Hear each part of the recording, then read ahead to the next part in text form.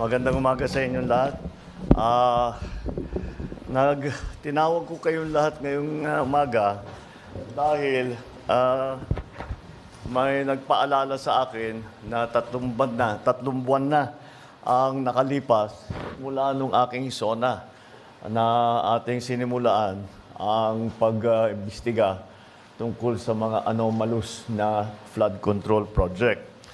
Kaya't ito ay ang aking report sa taong bayan kung ano na ang mga pangyayari mula nung SONA ko at kung ano na ang ginagawa. Dahil siyempre, marami dito sa ating ginagawa ay hindi na isa sa publiko. At kaya't nagtatanong ang tao, ano na ba nangyari mula nung SONA? Kaya't isa-isay natin at I will just go through the main points and we will provide you with a briefer with a more detailed explanation after the press conference, no? Meron naman tayong prepare na mas detalyado dito sa aking sasabihin ngayon. So, mula nung matapos ng 2 linggo mula ng SONA, binuksan na natin yung sumbong sa Pangulo website para makareport ang taong bayan na diretso sa akin. At mula noon, nakatanggap na yung sumbong sa Pangulo website ng more than 20,000 na report na ibinigay. Kaya't marami po sa ating mga naimbestigahan na ay hindi po namin malalaman kung hindi nyo sinumbong sa amin. Napakahalaga ng impormasyon na ibinibigay ng taong bayan sa ating pamahalaan na madaming impormasyon na hindi namin makukuha kung hindi sa inyong sumbong. Kaya't ipagpatuloy po ninyo yung inyong pag-report sa amin kapag meron kayong nakita na dapat tignan, dapat imbestigahan, dapat pag-aralan. Noong Agosto ay personal kong na-inspeksyon ang mga iba't ibang flood control project. Napunta ako sa Iloilo, nakapunta ako sa Kalumpit at saka sa Baliwag. At doon maliwanag ay na isang mga halimbawa ng mga flood control project na hindi tinapos o ghost project talaga, hindi man naumpisahan. At naging basehan ng ating pagtuloy-tuloy na pag-imbestiga. Noong September 2, nakumpiska ng Bureau of Customs ang 13 luxury vehicle ni Diskaya. At dahil sa irregularity sa importation at sa documentation, itong mga luxury vehicle na ito ay i-auction na. Ang pagkaintindi ko, merong 7 na i-auction next week at saka susunod na yung iba sa susunod na ibang linggo. Sa office naman ng Ombudsman, ano yung ating ginawa para pananagutin itong mga may gumagawa ng kalokohan? Sa office ng Ombudsman, nakapag-refer na ng reklamo ang DPWH. Galing sa DPWH ito noong September 8 dahil sa mga irregularidad sa 5 proyekto base sa Special Audit Report at Fraud Audit Report ng COA. Mula sa ahensya ng DPWH First District Engineering Office, ang mga sangkot dito sina Henry Alcantara, Bryce Hernandez, JP Mendoza, Paul Jason Duya. Ang mga kinatawan naman sa mga kontratista ang kasabwat nila ay sa St. Timothy Construction, Wawaw Builders, at saka Sims Construction Trading. Lahat ng mga pangalan na yan, matagal na nating naririnig. At ngayon ay sila ay napatunayan, nakasabwat dito sa mga ginagawa, sa mga flood control project na hindi tama ang pagka-bid, hindi tama ang pagkakontrata, hindi tama ang pagka-implementasyon, hindi tama ang pagbayad. Isang buwan matapos na malunsad yung website, binuo natin ang Independent Commission for Infrastructure. Dahil nalaman natin matindi ang sistema ng korupsyon, hindi lang sa flood control project, kundi pati rin sa ibang proyektong pang-infrastruktura ng gobyerno, kaya ginawa po natin yung ICI. Yung ICI na yan ay para imbestigahan lahat ng infrastructure projects na kailangan tignan dahil may question kung tama ba ang pagkagawa. At papagpatuloy ng ICI yung kanilang na tuloy-tuloy naman ang trabaho ng ICI. Kung maalala ninyo, ICI is investigative. So tuloy-tuloy ang kanilang investigasyon. Kung ano yung finding nila sa investigasyon nila, ipinapasa nila sa DOJ at saka sa Ombudsman. Sa parehong araw, nagsampa ng kaso ang DPWH sa Ombudsman laban sa 20 opisyal ng DPWH ng Bulacan 1st District Engineering Office at 5 pribadong individual dahil sa paglabag sa Anti-Graft and Corruption Practices and Corrupt Practices Act, Revised Penal Code at Government Procurement Reform Act. Kasama dyan si Henry Alcantara, Bryce Hernandez, JP Mendoza at ang mag-asawang Diskaya. Mula naman noong September 15 hanggang November 5, ang Anti-Money Laundering Council, yung AMLAC, ay nakakuha ng 7 freeze order mula sa Court of Appeals. Saklaw ng freeze order na ito ang kabuuang halaga ng 6.3 billion pesos. Nagsimula na ang Solgen na magbuo ng forfeiture case para itong 6.3 billion pesos ay mababawi ng pamahalaan at itong perang ninakaw ay maibabalik sa taong bayan. Saklaw ng freeze order ito, 6.3 billion. At noong September 18, nakapag-refer tayo muli sa Office of the Ombudsman ng ikalawang batch ng mga kasong kriminal ukol sa 2 maanomaliang proyekto. Ito ang kinakasangkutan ng 6 na opisyal ng DPWH at 2 pribadong kontratista.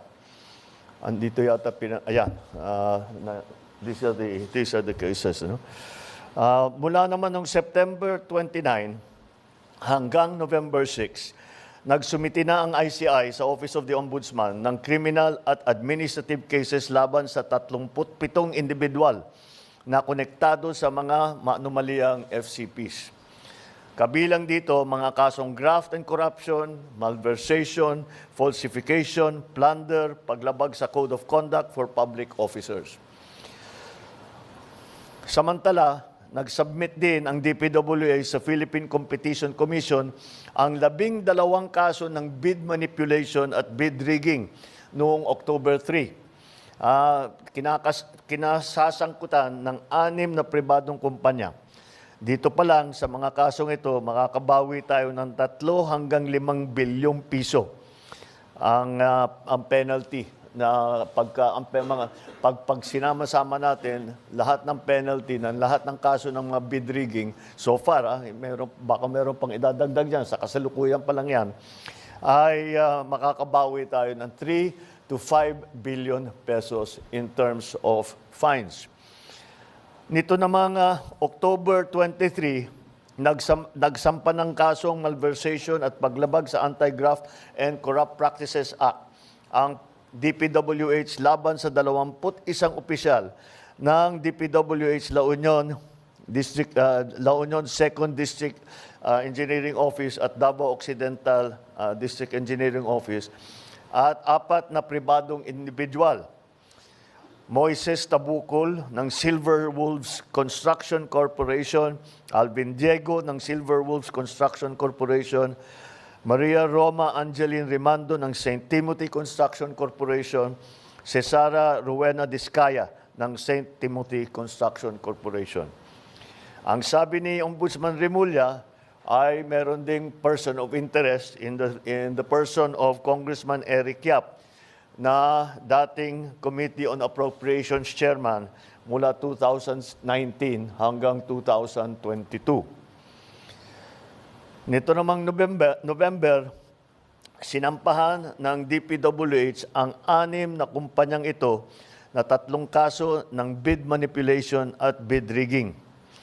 Mula naman November 6 din, nagsampa naman ang Bureau of Internal Revenue, ang BIR natin, ng 10 kaso sa DOJ laban sa mga opisyal ng DPWH at mga kontraktor.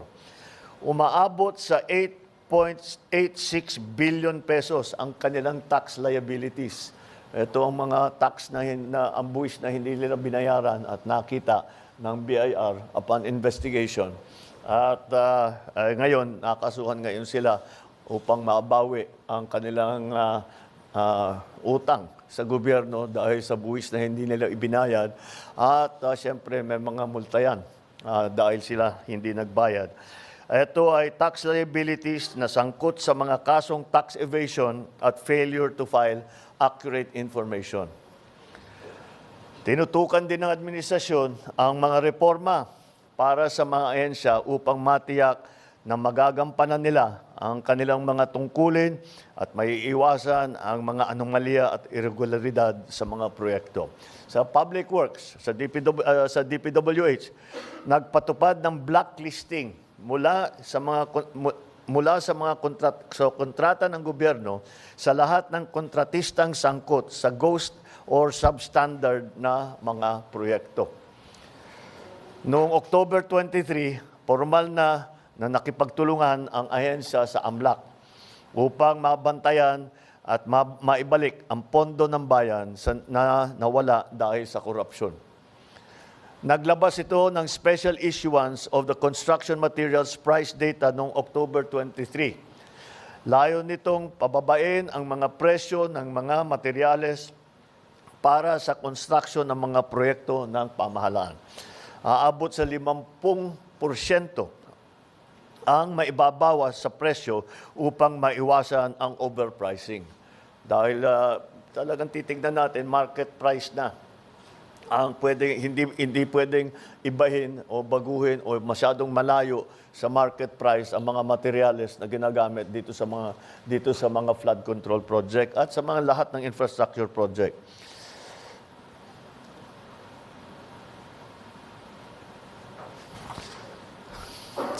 Ang ginawa naman ng DTI, matapos na kanselihan ang mga lisensya ng 9 na kontratistang konektado kay Sara Diskaya, ipinatupad ang mas mahigpit na mga regulasyon sa kontraktor.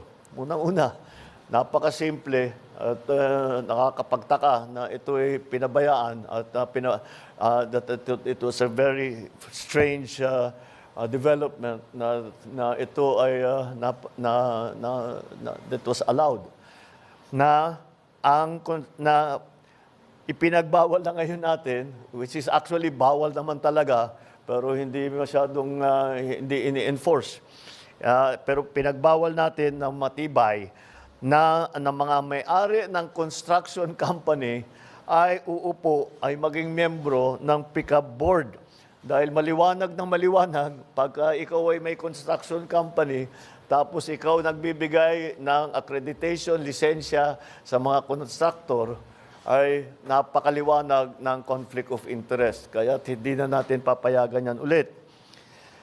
Upang masiguro may susulong ang katapatan, integridad at pananagutan sa pamahalaan, nagsasagawa tayo ng mga reforma sa iba't ibang sektor ng ating bansa.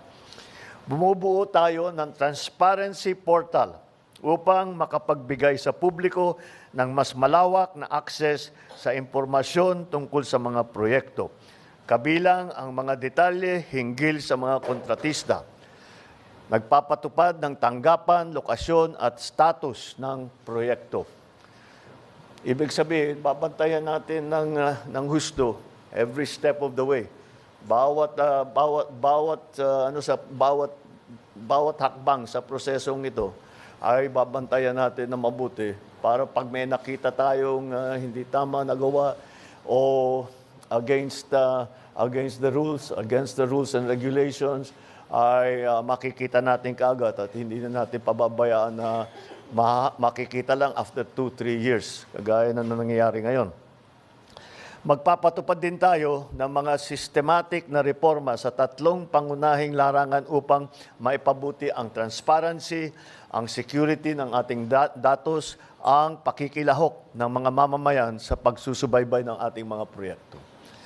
Mga reforma sa design process upang mas mapabuti ang papaplano, maiwasan ang mga risk at masiguro na data-driven ang mga batayan at pagdidisenyo. Mga reforma sa bidding at sa procurement upang mapalakas ang kompetisyon, katapatan, integridad at maiwasan ang mga possible risk factor sa buong proseso ng procurement. Mga reforma sa proseso ng pagbabayad upang matiyak naman na ang pondo na nilalabas natin para sa mga proyekto ay talagang tapos na. Dahil marami tayong nakita, completed, bayad na, hindi mo naman mahanap yung project, ghost project. O kung may makita kang man project, hindi kumpleto, substandard. Kaya patitibayin natin ang proseso para tiyakin natin na lahat ng kontrata ay ma-implement na mabuti. Mga reforma rin sa proseso ng pagbabayad para tiyakin natin. Yun ang ating mga gagawin. Meron tayong nakita na bagong smart technology na ginagamit na ang AI. Ito ay titignan lang. Ang tinitignan niya, yung AI, tinitignan niya yung proseso ng kontrata. At pagka merong hindi tama ang takbo ng proseso ng kontrata, ay magfa-flag yan. Kailangan magfa-flag. Tignan niyo ulit ito. Dahil mukhang may problema, hindi tama ang ginawa. At may question kung talaga bang merong project na ganyan. May nagque-question kung merong maganda ba ang pag-implement ng proyekto. Kaya't gagamitin natin lahat ng paraan na nasa atin, pati nga hanggang AI, lahat ng smart technology na ating nakikita na lumalabas, ay gagamitin natin lahat yan para inspection. Una, meron tayong smart technology para tignan kung ano ba talaga ang standard, kung maganda ang pagkaayos. Ito, tinitignan yung kung talagang nilalagyan ng rebar, kung makapal talaga yung konkreto, yung semento sa tamang specification. Yung isa pa naman, yung isang smart technology na gagamitin natin, yung aking nabanggit, titingin sa proseso ng kontrata para pag may nakitang hindi tama, ay makikita natin kaagad. Maglilista yan, makikita natin, babalikan natin at imbestigahan natin bakit ganyan ang nangyari. Alam nyo, lahat naman tayo ay nais natin na makamtan ng kaagad ang hustisya. Ngunit kung may aral tayong natutunan sa nakaraan, ito ay ang mas mabuti na maging mabusisi tayo at tumagal ng kaunti kaysa magmadali at magkamali. Alam mo nyo, kinakatakutan namin na yung mga alam natin na talagang kasabwat dito sa kawalanghiyang ito ay makakalusot sa kaso dahil because of a legal technicality. Dahil nagkamali tayo sa pagbuo ng ebidensya, dahil hindi maganda ang ating pagpresenta ng kaso, o nakalimutan natin pumirma sa isang dokumento, yung mga maliliit na bagay na ganyan, nalalaglag ang kaso dahil dyan. Kayo, mga reporter, alam na nyo, nangyayari talaga yan. Kaya tinitiyak namin na pagka kami ay sumampa ng kaso, yung kasong yan ay hanggang sa dulo ay matibay ang kaso at kung sino man ang mga guilty ay sila naman talaga ay mananagot at kung kailangan at kung huhusgahan sila ng korte ay makukulong sila. Sa bawat segundo na ating ibinibigay sa investigasyon, tinitiyak natin na ang bawat kasong isasampalaban sa mga abusado ay may sapat na ebidensya at hindi hahantong sa pagbabasura ng kaso. Yun ang pinakamasamang resulta. Yung alam natin na guilty, ngunit nagkamali tayo sa pagbuo ng kaso, nagkamali ang DOJ o nakalimutan ay mawawala, yung masisira yung kaso natin, hindi natin mapapasagot yung taong yun o yung kumpanyang yun. Pananagutin natin lahat ng may kasalanan. Ibabalik natin. So tatlo talagang ating ginawa rito. Unang-una, sinampahan na natin ng kaso yung mga may ebidensya tayo na meron silang kinalaman dito sa mga korupsyon na ito. Pangalawa ay tinitiyak natin na ang kanilang ninakaw na pondo ay maibabalik sa pamahalaan upang magamit sa tama ang mga perang yan. At naglagay tayo ng mga reforma para itong mga pangyayaring ito ay hindi na mauulit. Kaya yan yung tatlong talagang tinututukan natin na bagay. At ito, yung aking mga nabanggit ngayon, ay yan, ang magiging resulta dito sa ating pag-focus, pagbigay ng pansin dito sa tatlo. Unang-una, mapapanagot ang mga kasama rito, mga kasabwat dito sa korupsyon. Pangalawa, maibabawi ng gobyerno ang pera na ninakaw nila. Pangatlo, gumawa tayo ng reforma para lahat na itong klaseng korupsyon na ganito ay hindi na mauulit. Kaya yung mga taong yan na kasabwat dyan, ito, mga walang hiyang ito, na nagnanakaw ng pera ng bayan, tapos na ang maliligaya ninyong araw. Hahabulin na namin kayo. Okay, that's it. I think I have, it's already time. Thank you very much. Maraming salamat, Mr. President. Ladies and gentlemen, the President is running a tight schedule today, as you know. So we'll just take... I'll take two questions. We'll take two questions from the floor. Yeah. The first question will be from Alvin Baltasar. Mr. President, magandang umaga po. Mr. President, nabanggit nyo yung sa presentation, meron ng mga nasampahang kaso at ang hinihintay po talaga ng taong bayan, merong makulong. Ang tanong ko po, Mr. President, kailan po kaya mangyayari na may makukulong at kailan po ito? Palagay ko, hindi palagay ko, alam ko, bago magpasko, marami dito sa napangalanan dito ay palagay ko matatapos na yung kaso nila, buo na yung kaso, makukulong na sila. Wala silang Merry Christmas. Before Christmas, makukulong na sila. Mr. President, at banggit niyo rin po kanina yung kinakailangan mabawi natin kung ano man yung halaga na nanakaw nila sa taong bayan. Meron po tayong timeline. Wala tayong buo na kasi marami pa kaming nakikita. Marami pa kaming nakikitang iba. So yung mga nabanggit ko na halaga, yun pa lang ang ating nakikita. Pero ako, nakakatiyak ako, marami pa tayong mababawi dito. So patuloy namin gagawin yan.